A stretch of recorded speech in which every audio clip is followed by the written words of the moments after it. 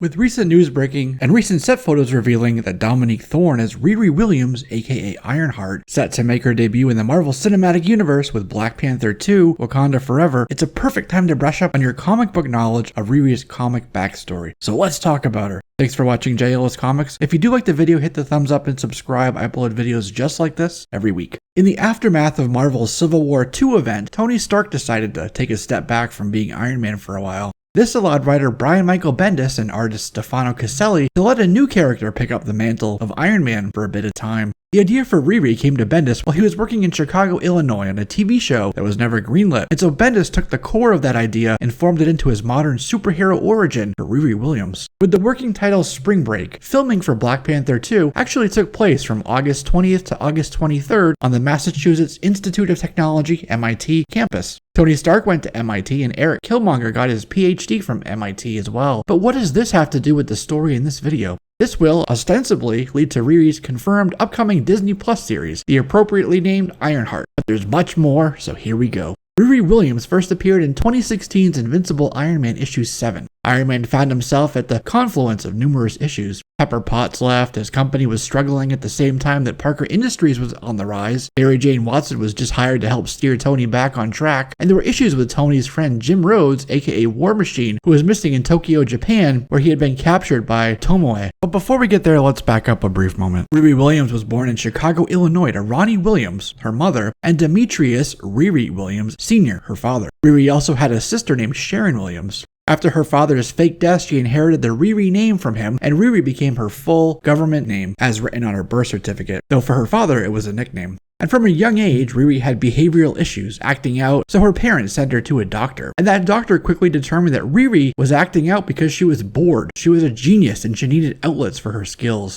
And it was because of this intellect that Riri became introverted and thusly an outcast and a loner. She really only had one friend at the time, which was her friend Natalie. Shortly after Riri and Natalie became friends, Riri won a scholarship to MIT. Riri's mother also had a new husband. And then at 13 years old, Riri was with her family at a picnic when stray bullets from a drive-by shooting struck her stepfather and her friend Natalie, and both of them died from the incident. So Riri lost her best friend and two fathers. Riri then went on to MIT, but further retreated into her work. In fact, Riri had her own dorm room in Simmons Hall of MIT in Cambridge, Mass, that she turned into her own laboratory. She was now 15 years old and enrolled in one of the preeminent universities in the world. Not only that, but Riri had successfully built her own Iron Man armor in her dorm room by herself. She told her friend that she had dared herself to do it, that she had taken a challenge from one of her teachers and ran with it. And this, by the way, was the distraction from the tragedy that she fully enveloped herself in, though she didn't say that to her friend just then. Riri fabricated the parts she needed for the build from things she found around campus before constructing the suit. As she showed her friend a news article saying that Tony Stark was missing, she wondered if she would be the next Iron Man. Just as campus security banged on her door, saying they had questions about noise complaints and CCTV security footage of her stealing items from the robotics lab earlier in the week, things she quote-unquote found. She let them in, but not before donning her new Iron Man armor for the first time ever.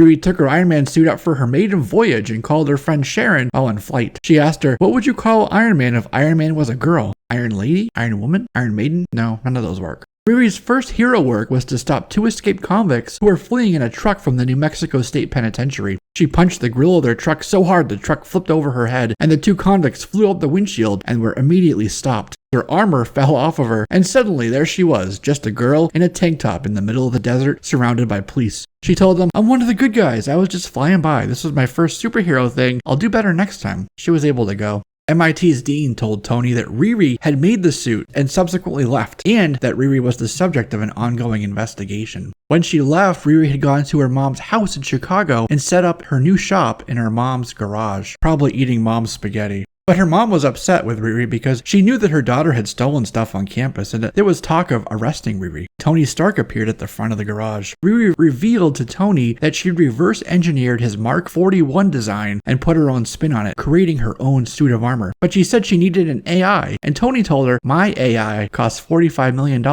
In other words, you're not getting that. Riri's mother was apprehensive about her becoming a hero, but Tony was impressed and on board with the idea. Tony was so on board that during Civil War 2, he actually recruited Riri to his side to make a stand against Captain Marvel's faction. Riri was teamed with most of the young guns and legacy characters, along with the core Avengers like Captain America, Doctor Strange, She then teamed up with Kamala Khan, Miss Marvel, and Sam Alexander's Nova, Kate Bishop as Hawkeye, and a young Scott Summers Cyclops to go find the Miles Morales Spider-Man. At the end of Civil War, Tony fell into a coma, and so afterwards, though she felt she wasn't ready to be a superhero, Riri felt it was her duty to take on the mantle to become the next Iron Man, and so due to that, 2016's Invincible Iron Man book became a Riri Williams title. In the book, she shot a blast of 0-point energy at a monster in Cheyenne, Wyoming to catch it, and then ended up battling a horde of monsters called forth by a villain named Animax. She was able to shoot her fists off, which is what she used to knock out Animax. A responding officer let off a round that bounced off Riri's bulletproof helmet,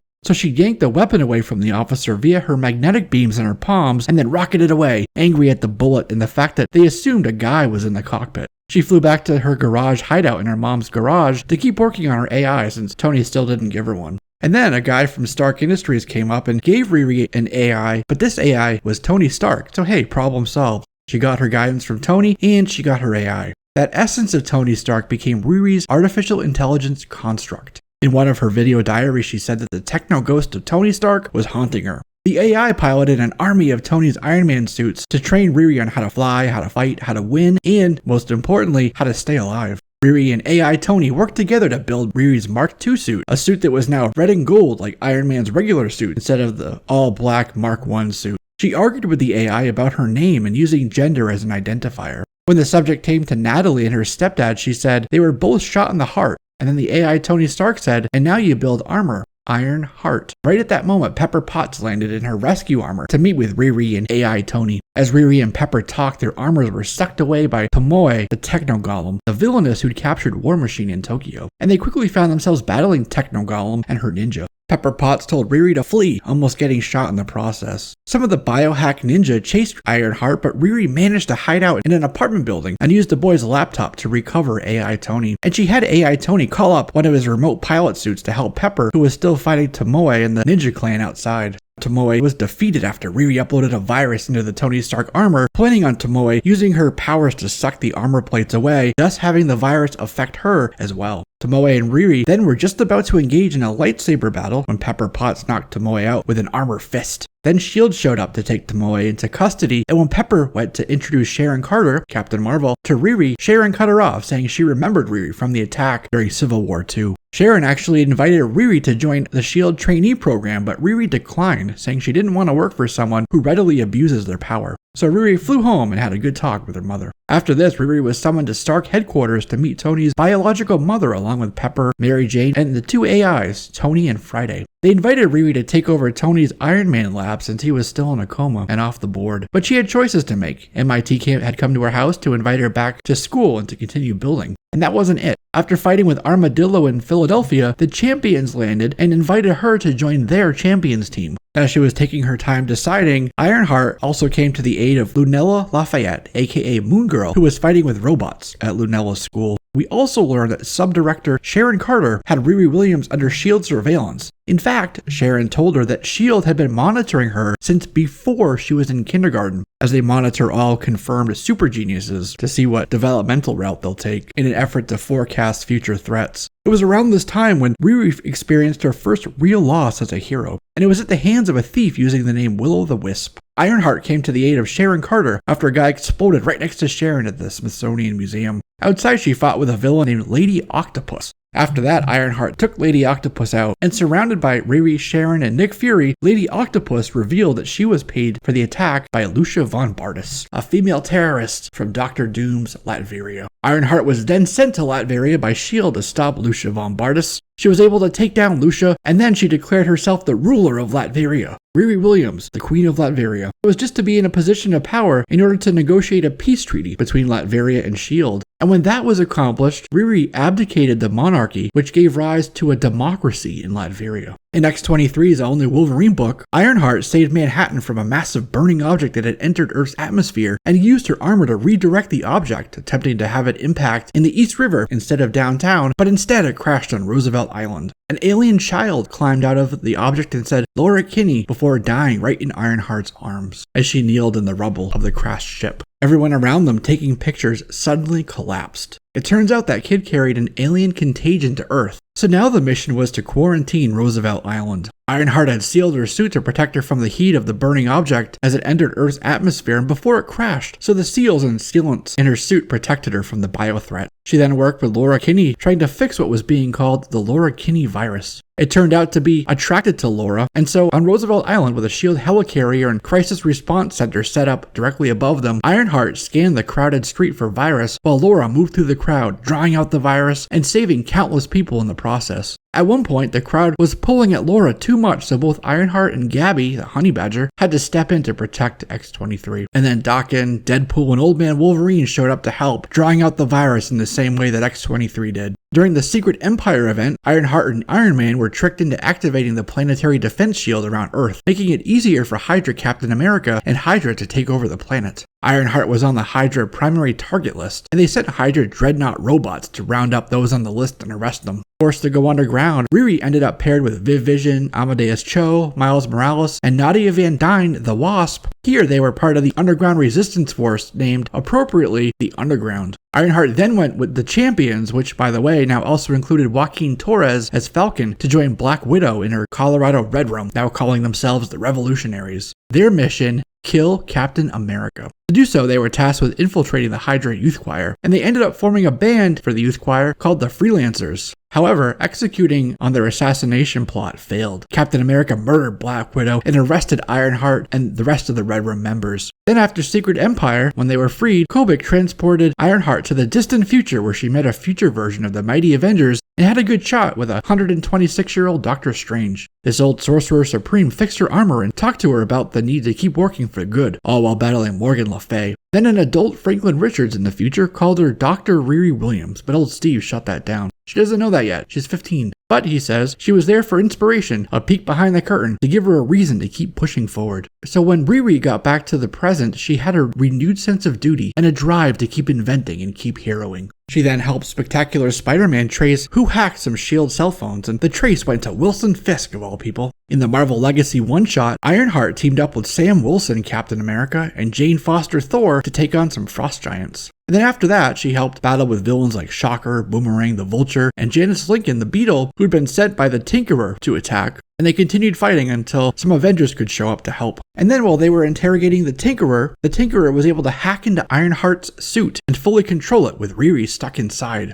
Tinkerer got his own armor, and so Ironheart and Spider-Man teamed up to defeat Tinkerer. And then Amadeus Cho started helping Riri, who was still operating out of Stark's labs, but when not working, she hung out with her Champions friends at Champions HQ. She was there during their membership drive where people like Red Locust came in for a time. And then during the Venomized event, a group of Poisons, this one called Poison Scorpion, shot Ironheart with a symbiote, and she, along with many others, became Venomized. At one point, Tony Stark's comatose body went missing, so Riri put in a call for help to none other than Dr. Doom. But then this mutant named Hijack, working for the Stark Board of Directors, attacked, telling her to stand down and to give the armor back to the Stark Board, and they wanted her to break away from Stark Industries. After Iron Maiden and S.H.I.E.L.D. came and took away Riri's tech from her mom's garage, the vampire hunter Blade came to her. She used one of her remaining boots that the S.H.I.E.L.D. agents didn't take away to fly to MIT, and at MIT they told her that Stark's people couldn't take her armor since it was created on MIT property with MIT stuff and consequently belonged to MIT. So they helped her out, and there she met up with Tony Ho, Madison Jeffries, and Tony's brother Arno Stark. And this team, it turns out, was a team brought together by Blade, which is why he showed up in her garage. He wanted her on the team. They all donned their armors in their hunt for Tony, and the small armored-up team was called Armor Squad. It was a team brought together via Blade by, and you're not going to believe this, Leonardo da Vinci. And after this adventure, Tony Stark came back. And then in Champions issue 19, Riri Williams Ironheart officially became a member of the Champions team. She and the team picked up Snowguard at the North Pole and then headed to outer space to help Nova save the Chitauri. And then Ironheart tried to take on Thanos, which is when Thanos destroyed her suit of armor. It was Viv Vision who convinced Riri to build herself a new, upgraded, more colorful suit of armor, and this suit of armor was known as Ironheart 3.0. Then Sam and Nadia were transported to another dimension, the Siege Parallel. And when Riri and the team found them and followed them there, they were all changed to sword and sorcery versions of themselves. So here, Riri became a powerful paladin fighter named Lady Ironheart. Lady Ironheart and Viv as Vivid Vessel combined their powers to defeat their foes. This experience made Viv realize she was actually attracted romantically to Riri Williams and ended up kissing Riri, which made things awkward for them both for a bit of time.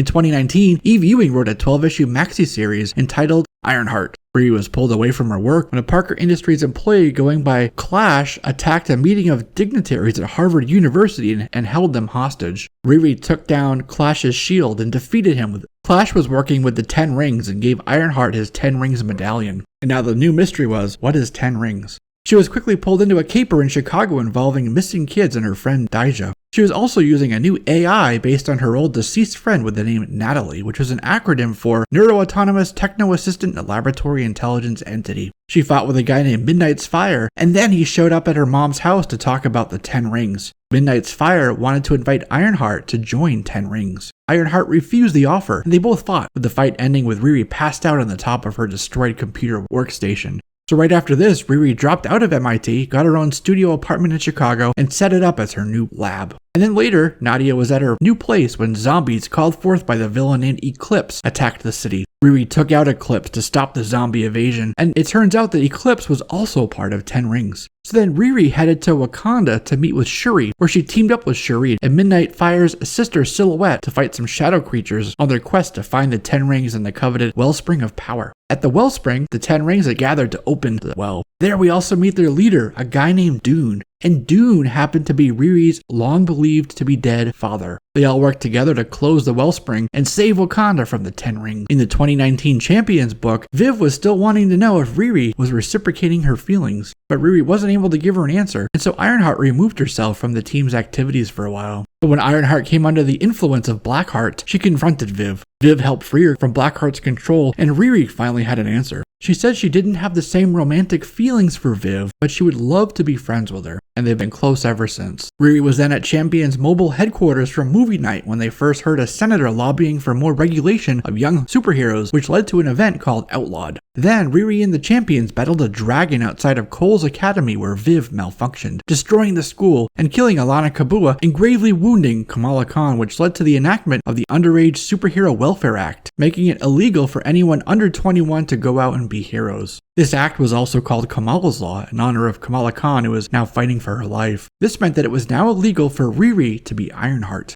Eventually, Riri went back to Wakanda to help Shuri build a Wakanda space fleet and also to defend against Killmonger and his forces. In 2020 Ironheart, Riri hung up her suit, forced to retire due to Kamala's Law. Her adventures still continue and she battled Andre Sims before linking back up with the Champions. Ironheart, Ms. Marvel, Nova, and Spider-Man went on the run. And in the latest Champions book, Riri continues to work with her friends with underage heroes still outlawed. They had to fight an organization named Cradle and use Riri's mom's house as a base of operations to fight Kamala's Law and try to expose Roxxon, who, it turns out, was behind a lot of it. They were on the run for days with Cradle either right behind them or waiting. At a treehouse hideout, they were surrounded by Cradle agents when an adult Scott Summers and Dust showed up and informed the agents that the island nation of Krakoa had granted asylum to Riri and the Champions. The mutant named Pixie also showed up to open a portal to Riri's lab, and there Cyclops told them that it was Viv who kept alerting Cradle to where they were, and that's how the Cradle agents seemed to always get the drop on the team wherever they went. And to make matters worse, Cyclops, Dust, and Pixie were unable to get the non-mutants to Krakoa, but they had the next best thing: Captain Kate, Kitty Pryde, and her pirate ship, the Marauder. On the ship, Riri and the Champions helped the Marauders fight an Atlantean warlord named Atuma, and afterwards, Riri complained, "My hair got wet." They went back to Riri's mom's house after a time, and her mom encouraged Riri to be herself, to be the hero she knew her daughter was. She went to her apartment, and that's where she met up with Braun, Viv, and the teen superheroes that they had managed to free from the Cradle re-education camps. And together they sent out a televised broadcast exposing Cradle and their Roxxon funding. They all went to Senator Patrick's office to demand that the Kamala Law be repealed. Riri got upset that they were trying to do right, but yet still outlawed. That Viv had informed on them and that they didn't have good intel, so Riri took off. But their new mission was to take down a newly launched social media app called Roxxon that was basically lobbying against them. And to make Riri even angrier, she found out that Roxxon hired Andre Sims to their roster. Their new plan was to infiltrate Roxxon from the inside via their open application period for social media interns to promote the Roxxon app. So Sam and Miles were the two to get into the internship while Riri, Kamala, and Viv worked the con from the outside. Roxxon, Riri discovered, was using bots on their app to influence perception of the super youths. Viv was able to break into Roxxon with Sam as a distraction and Riri as her eyes in the sky. She discovered that Roxxon was building robotic chaperones for the teen superheroes, and so they continue to work on bringing down the insidious threat of Roxxon, their app, and their predictive technology, and the robot chaperones. And she'll continue to do so into the future, taking breaks for her MCU appearances. And with that, that's a wrap on this one, my friends. Thanks for watching. Don't forget to subscribe, and you'll be one of the first to know when I upload videos just like this every week. I'm Jesse, this is JLS Comics, and I'll see you soon.